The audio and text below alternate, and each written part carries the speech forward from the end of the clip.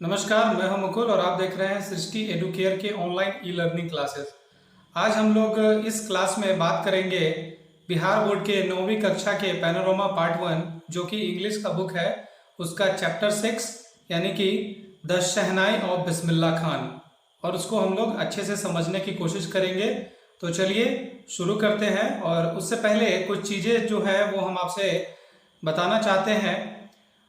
जैसा कि हम लोग उत्तर भारत में रहते हैं, नॉर्थ इंडिया में रहते हैं, हम लोग उत्तर भारत के लोग हैं।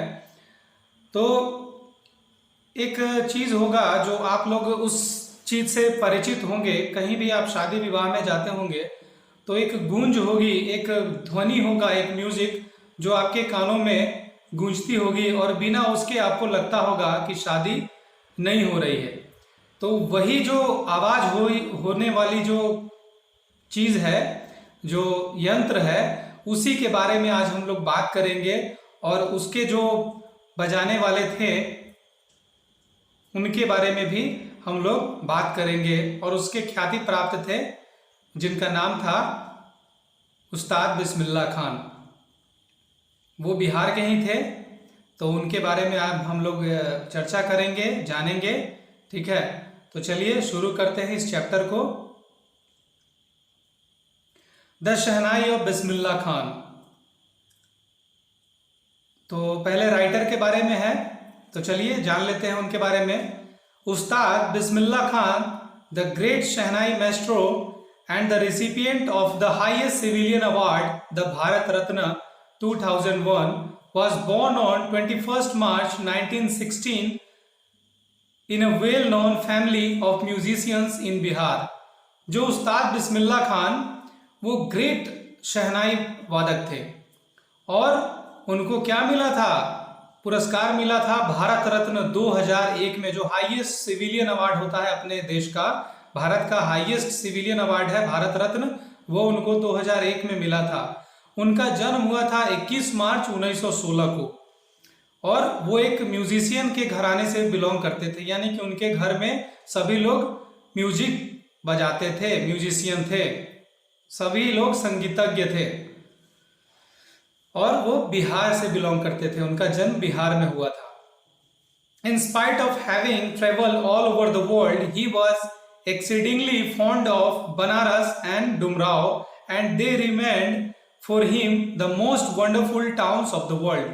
देखिए, अपने म्यूजिक के करियर में वो काफ़ी देशों विदेशों की यात्रा किए, काफ़ी कई जगह पे गए वो कंसर्ट के लिए, अपने वाद्य यंत्र को वहाँ पे बजाने के लिए, और वो बहुत सारे देश विदेश घूमे। लेकिन उनको सबसे जो प्यारा जो जगह लगता है वो डुमराव और बनारस लगता है, और वो उनके हमेशा दिल के करीब रहा, ये दोनों शहर, और वो उसी से ज़्यादा लगाव था। देश विदेश घूमे लेकिन उनको सबसे ज़्यादा लगाव अपनी मिट्टी से था। उसके बाद आगे चलते हैं। He passed away on 21st August 2006 at the age of 90 after a prolonged illness। वो 21 अगस्त 2006 को उनका देहांत हो गया। वो एक लंबी बीमारी के बाद उनका निधन हो गया। ठीक है, और उनका जो एज था उस समय वो 90 वर्ष के थे। He was given a state funeral and the government of India declared one day national mourning। उनको राजकीय सम्मान के साथ उनको विदा किया गया, और भारत सरकार ने एक दिन का राष्ट्रीय शोक भी रखा था उनके सम्मान में। तो ये थे उस्ताद बिस्मिल्लाह खान। अब चैप्टर के बारे में, अब हम लोग चैप्टर में जो टेक्स्ट है वो आगे बढ़ते हैं और उसको अच्छे से समझेंगे। Emperor Aurangzeb banned the playing of a musical instrument called pungi in the royal residence, for it had a shrill unpleasant sound. देखिए, औरंगजेब ने क्या किया था? पुंगी को बजाना बंद कर दिया था अपने किसी भी रॉयल, यानी कि उनका जो महल वगैरह था उसमें पुंगी को बजाना बंद कर दिया था। किस लिए बंद किया? क्योंकि पुंगी का जो आवाज था वो काफी तेज और अच्छा नहीं लगता था, शोर उनको लगता था। The pungi became the generic name of the reeded noise makers. Pungi जो है वो समझिए तो एक प्रकार से सामान्य नाम बन गया था ध्वनि प्रदूषण, ध्वनि ज्यादा फैलाने वाला जो यंत्र है उसमें। Few had thought that it would one day be revive. कुछ लोगों ने सोचा कि कभी ना कभी ये क्या होगा, फिर से स्टार्ट हो जाएगा, वो फिर से पुंगी बजना शुरू हो जाएगी। अब देखिए आगे क्या हुआ।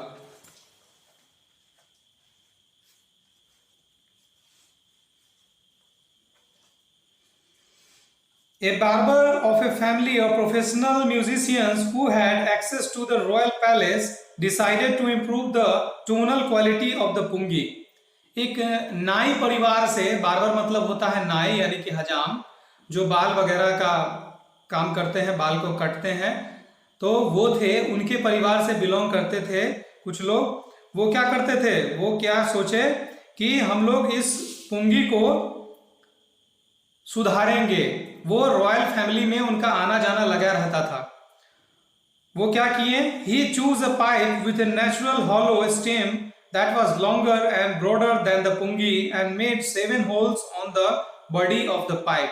वो लोग एक तना को लिए जिसमें पहले से ही छेद था बीच में, जैसे बहुत सारा तना होता है, बहुत सारा पौधा होता है जिसके बीच में खोखला होता है, तो वैसा ही वो लिए और उसमें क्या किए, उसको वो थोड़ा सा पुंगी से वो थोड़ा सा चौड़ा था और उसको क्या किए, 7 उसमें होल किए, छिद्र 7 उसमें छेद किए और 100 बॉडी। और उसके बाद क्या किया, when he played on it closing and opening some of these holes soft and melodious sound were produced.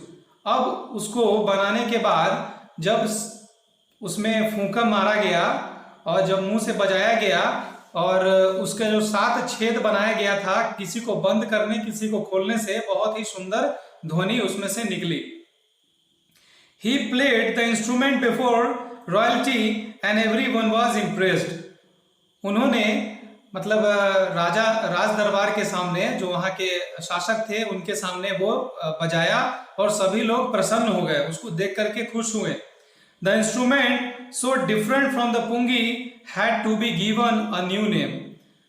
और ये जो इंस्ट्रूमेंट था यानी कि यंत्र था जो नया इजाद किया गया, वो पुंगी से कुछ अलग था, उसका आवाज मेलोडियस था, उसका आवाज अच्छा था, तो इसको भी कुछ नाम चाहिए।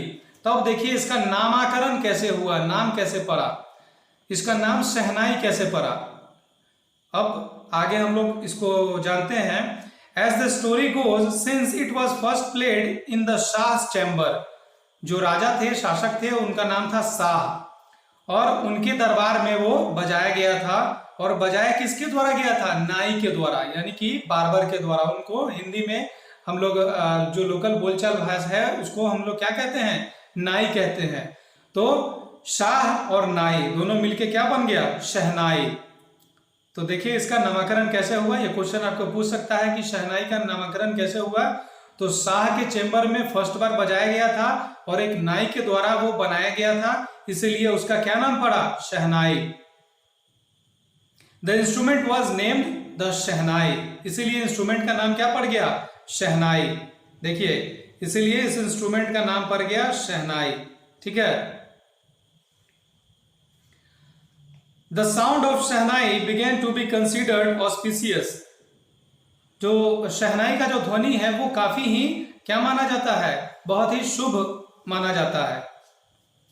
And for this reason it is still played in temples and is an indispensable component of any North Indian wedding। इसीलिए ये मंदिरों में बजाया जाता है और समझिए तो किसी भी नॉर्थ इंडियन वेडिंग जो है यानी कि उत्तर भारत में कोई भी शादी वगैरह होता है तो उसमें उसका इस्तेमाल, उसके बिना समझिए तो शादी अधूरा माना जाता है।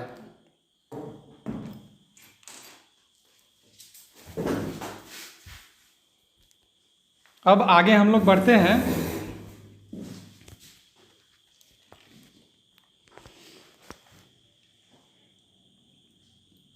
In the past, the Shahnai was part of the Naubat or traditional ensemble of 9 instruments found at royal courts। पहले जो था शहनाई जो क्या था, एक पार्ट था यानी कि एक अंग था नौबत और एक ट्रेडिशनल कलाकारों की टुकड़ी उसको बोलते हैं।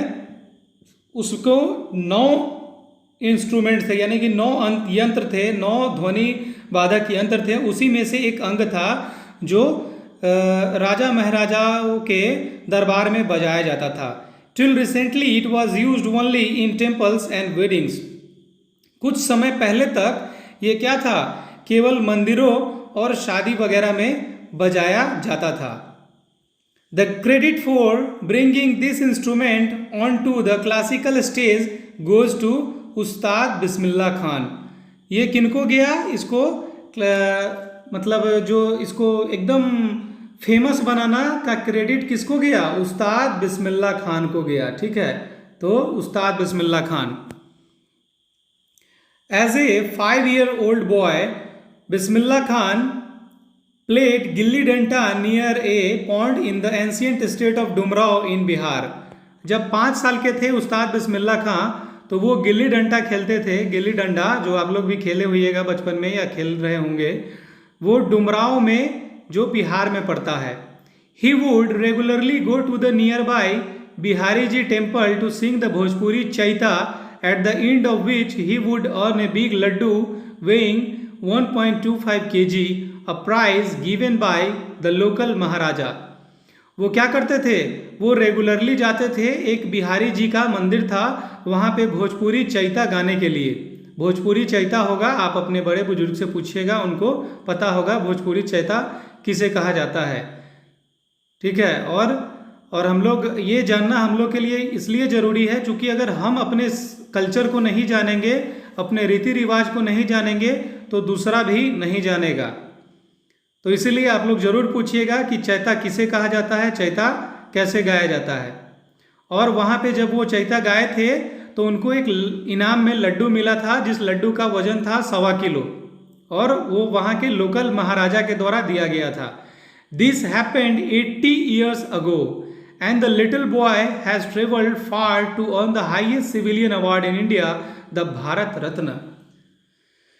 देखिए, यह 80 साल पहले हुआ था उनके साथ, यानी कि जब ये लिखा उस समय से, अभी से तो और ज़्यादा हो जाएगा।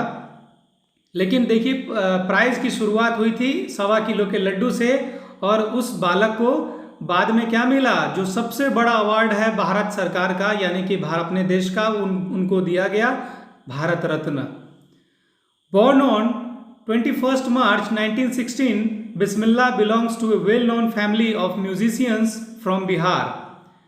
21 मार्च 1916 को जन्मा बिस्मिल्लाह एक म्यूजिशियंस के फैमिली से, यानी कि संगीतकार के फैमिली से बिलोंग करते थे।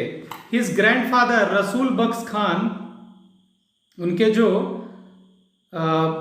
दादाजी थे, वो उनका नाम था रसूल बख्श खान। वो shehnai nawaz of the Bhojpur king's court, वो भोजपुर के राजा के दरबार के शहनाई नवाज थे। His father Paigambar Bakhsh and the other paternal ancestors were also shehnai players. उनके पिता का नाम था पैगंबर बख्श, और उनके जो चाचा जो थे वो भी सब शहनाई बजाते थे। तो यही है, ये वाला शहनाई है। देखिए, ये जो आपके स्क्रीन पे दिख रहा है, ये पहला रूप था पुंगी, ठीक है, जिससे शोर होता था। तो इसको क्या किया गया, औरंगजेब के द्वारा बैन कर दिया गया, और ये उसको बाद में मॉडिफाई करके बनाया गया, ये है शहनाई। तो यही आगे चल के बहुत ही अच्छा हुआ और फेमस भी हो गया। The young boy took to music early in life at the age of 3 when his mother took him to his maternal uncle's house in Banaras, now Varanasi.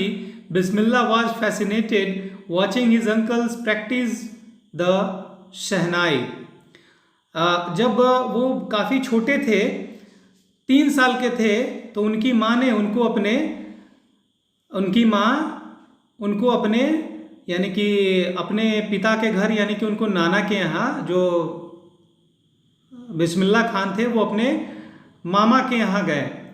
तो उनके मामा शहनाई बजाते थे बनारस में, जो कि अब उसका नाम क्या हो चुका है, वाराणसी। तो बिस्मिल्लाह खान जब अपने मामा को देखते थे शहनाई बजाते हुए, तो इनको बड़ा अच्छा लगता था। Soon Bismillah started accompanying his uncle. और बहुत ही जल्द बिस्मिल्लाह खान क्या किए, अपने मामा को शहनाई बजाते हुए देखने लगे और उनके साथ भी जाने लगे। Ali Bakhsh to the Vishnu temple Banaras where Bakhsh was employed to play the shehnai. ठीक है, बख्श जो अली बख्श जो थे वो क्या करते थे, वो शहनाई बजाते थे। कहाँ पे, जो विष्णु टेम्पल है वहाँ पे वो शहनाई बजाते थे, वहाँ पे उनका नौकरी था शहनाई बजाने का। अली तो धीरे धीरे क्या हुआ, Ali Bakhsh would play the shehnai and Bismillah would sit captivated for hours. वो अली बख्श शहनाई बजाते थे और बिस्मिल्लाह खान वहाँ पे घंटों बैठ के देखते थे। Slowly he started getting lessons in playing the instrument and would sit practicing throughout the day. बहुत ही जल्द धीरे धीरे क्या हुआ, वो देखते देखते बिस्मिल्लाह खान भी वो शहनाई धीरे धीरे बजाने लगे और दिन भर प्रैक्टिस करने लगे, उनको मन लगने लगा उस चीज में। For years to come the temple of Balaji and Mangala Maiya and the banks of the Ganga become the young apprentice favourite haunts where he could practise in solitude. बहुत ही जल्द गंगा के किनारे और वहीं पे एक बालाजी और मंगला मैया का स्थान था, वहाँ पे वो प्रैक्टिस करने लगे। The flowing waters of the Ganga inspired him to improvise and invent ragas that were earlier considered to be beyond the range of the Shehnai। जो पानी की जो जल की जो धारा थी, जो जल धारा बहती है तो बहुत ही अच्छा एक ध्वनि वहाँ से निकलता है कलकल का, उसी से उनको प्रेरणा मिली और उनको लगा कि नहीं, जो पुराना जो राग है उसमें कुछ अच्छा करना चाहिए और वो नया नया राग इन्वेंट करने लगे। आगे बढ़ते हैं।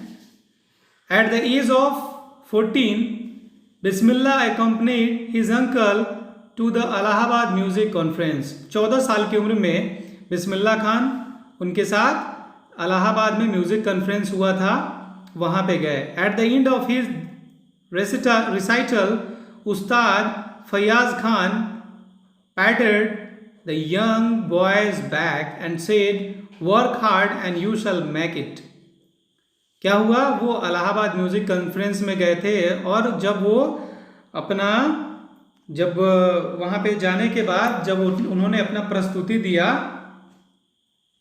ठीक है, तो वादन किया। रिसाइटल मतलब होता है वादन। तो उस्ताद फैयाज खान, उस जो बालक था बिस्मिल्लाह खान, उनके पीठ को थपथपाया और कहा कि work hard you shall make it, कड़ी मेहनत करो तुम अच्छा करोगे। With the opening of the All India Radio in Lucknow in 1938 came Bismillah's big break. He soon became an often heard shehnai player on the radio.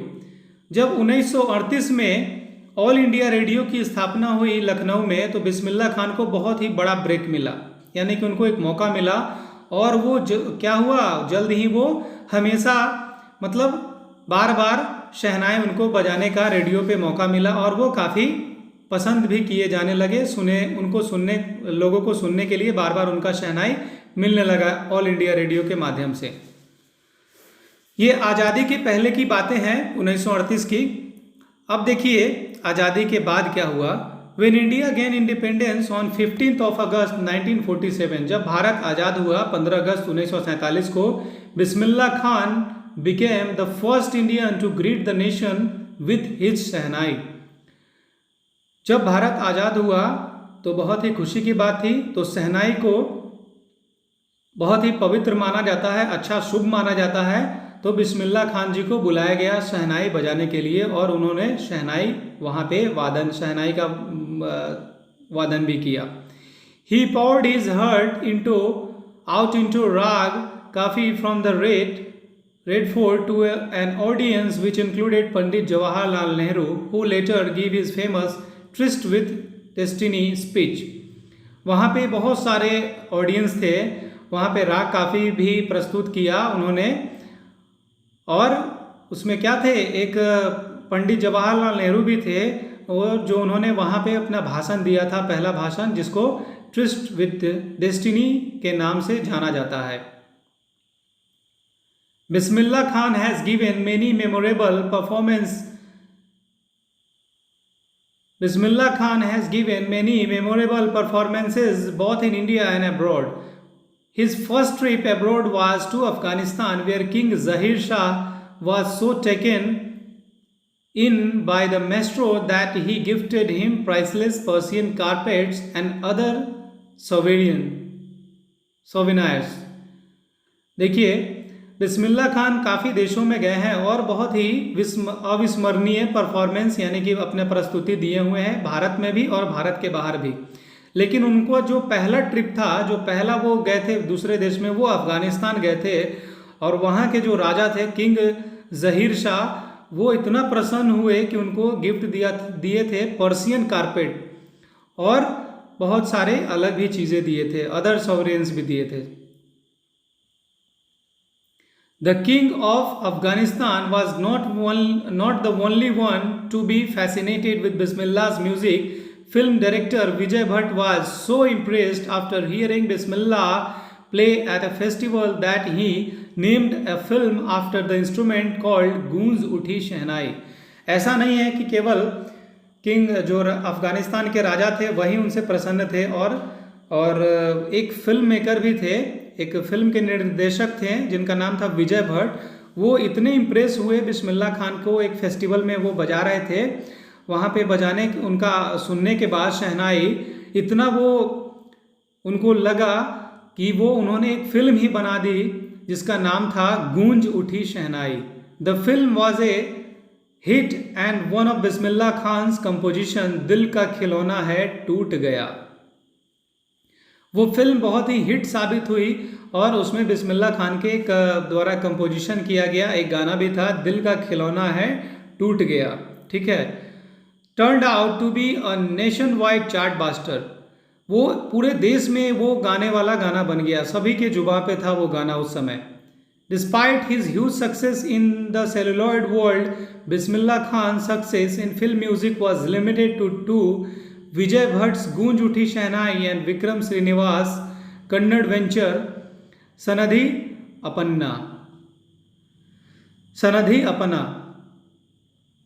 मतलब इतना फेमस होने के बाद भी सेलुलॉइड वर्ल्ड, मतलब एक जो फिल्म होता है उसकी जो पहले जो फिल्म नेगेटिव में शूट होता था उसमें सेलुलॉइड कंपोजिशन का सेलुलॉइड का भी इस्तेमाल होता था, उसके जो नेगेटिव होती है उसमें सेलुलॉइड का भी इस्तेमाल होता था, तो इसीलिए सेलुलॉइड वर्ल्ड कहा गया है।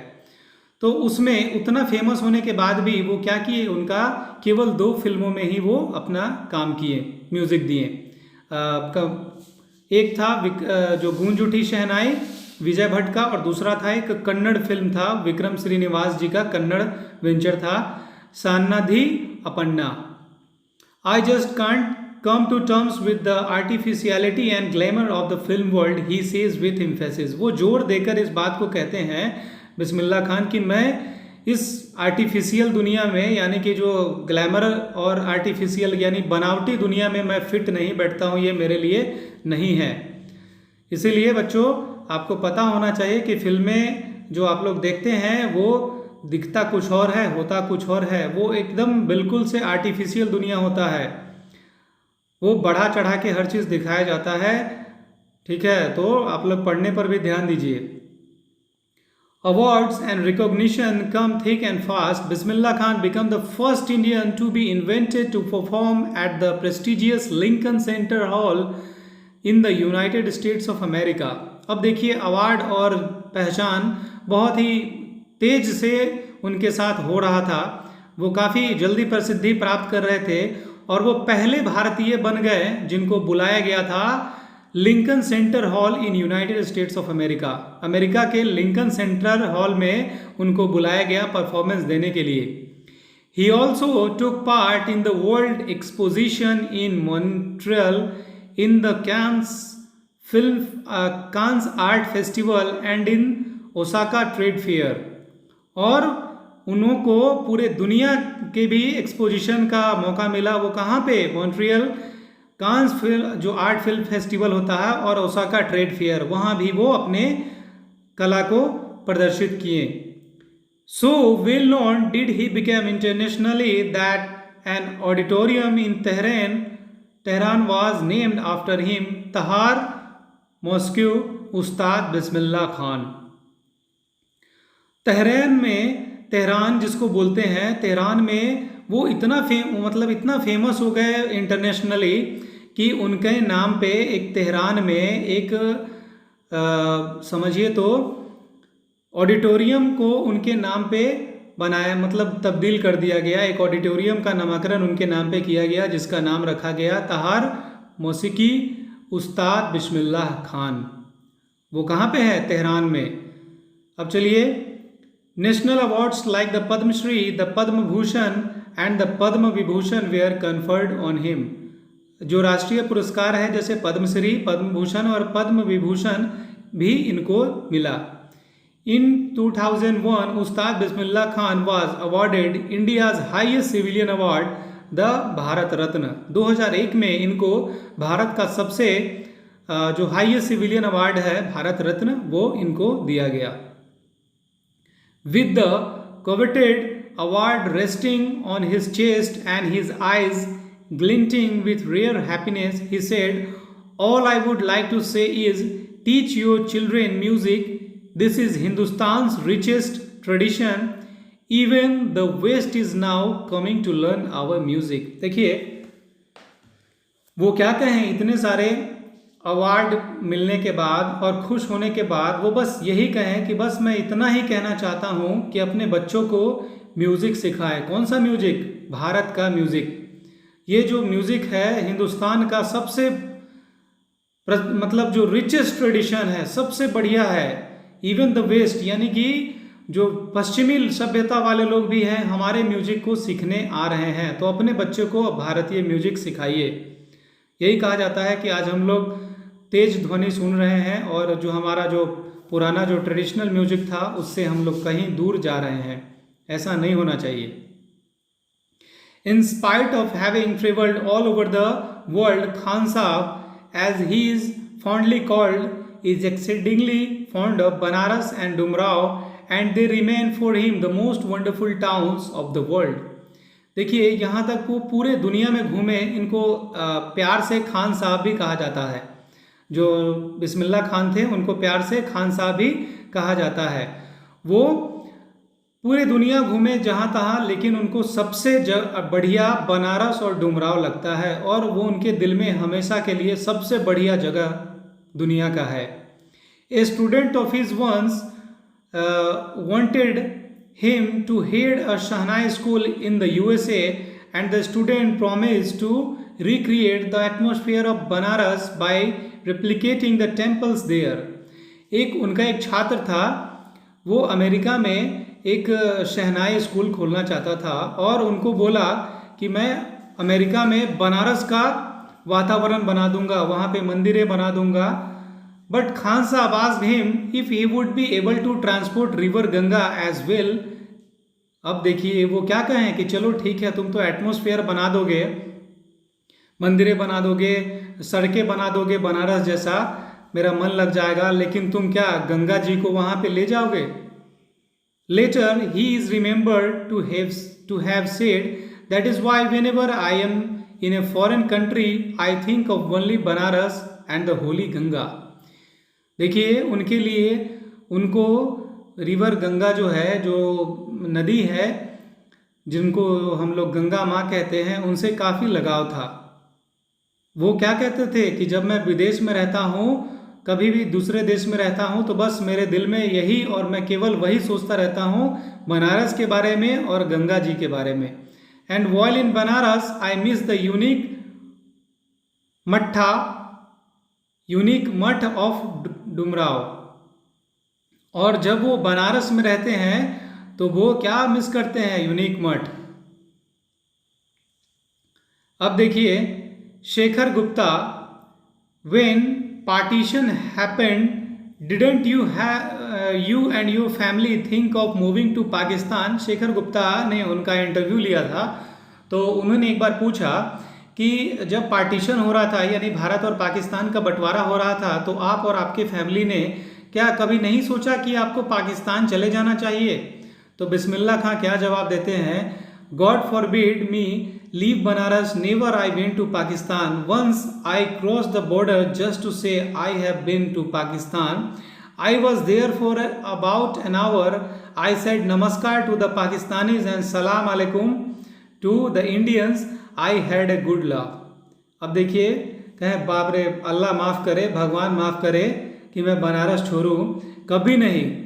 मैं एक बार पाकिस्तान गया और बॉर्डर क्रॉस किया और पाकिस्तान में मतलब आधा घंटा तक रहा और मैं क्या कहा, पाकिस्तानी लोग को यहाँ पे क्या कहा, पाकिस्तानी लोगों को नमस्कार कहा, सलाम अलैकुम कहा भारतीय लोगों को, और खूब हंसा और वहाँ पे हंसे, मुस्कुराए।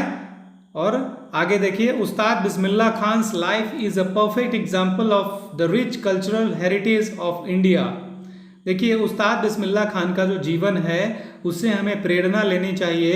जो हमारा जो समृद्ध कल्चर है, जो हमारा एक प्रकार से यूं कहे तो हमारा हेरिटेज, जो हमारी संस्कृति रही है, सभ्यता रही है, वो उनका एक जीवन, उनका उदाहरण है जहाँ कोई भेदभाव नहीं होता है, अपने ज़मीन से, अपनी मिट्टी से लगाव होता है, सबसे बड़ा देश होता है और उससे बड़ा कोई नहीं होता है। Once that effortlessly accepts that a devout Muslim like him can very naturally play the shehnai every morning at the Kashi Vishwanath temple. वो देखिए, हमेशा सुबह में वो क्या करते थे, काशी विश्वनाथ टेम्पल में शहनाई बजाते थे, मुस्लिम होने के बावजूद। तो ये चीज़ से हमें सीखना चाहिए, उनके जीवनी से हमें ये चीज़ सीखना चाहिए कि हम धर्म से भी बड़ा कुछ होता है, मजहब से भी बड़ा कुछ होता है। ठीक है, तो चलिए, खैर इस चैप्टर में आप लोगों ने यही सीखा कि अगर आपके अंदर जज्बा हो तो आप सफलता प्राप्त कर सकते हैं, लगन हो तो सफलता प्राप्त कर सकते हैं। अगर संसाधन की कमी हो फिर भी आप सफलता प्राप्त कर सकते हैं। आपके पास जितने संसाधन हैं उसी संसाधन में से आप अपने आदर्श को, आप अपने पॉजिटिविटी के सोर्स को चुन सकते हैं। जैसे बिस्मिल्लाह खान जी ने जो जल की धारा थी, उसकी जो कलकल की आवाज़ थी, उसको इंस्पिरेशन अपना माना और वहाँ प्रैक्टिस शुरू किया और वो काफ़ी समृद्ध हुए। लेकिन उसके साथ साथ इस चैप्टर में हमें यह भी शिक्षा मिलती है कि कुछ भी हो जाए, हमें अपनी मिट्टी और अपने कल्चर को नहीं भूलना चाहिए, हमें अपने परंपरा को नहीं भूलना चाहिए। चलिए ठीक है, तो आज के लिए इतना ही, और इस चैनल को ज़रूर लाइक करिएगा, ठीक है, और अपने दोस्तों को भी बताइएगा। अगर वीडियो अच्छा लगे तो लाइक करिएगा, अगर ख़राब लगे तो डिसलाइक भी करिएगा, कमेंट में ज़रूर बताइएगा। तब तक मिलते हैं दूसरे वीडियो में, दूसरे वीडियो लेसन के साथ। जय हिंद, जय भारत।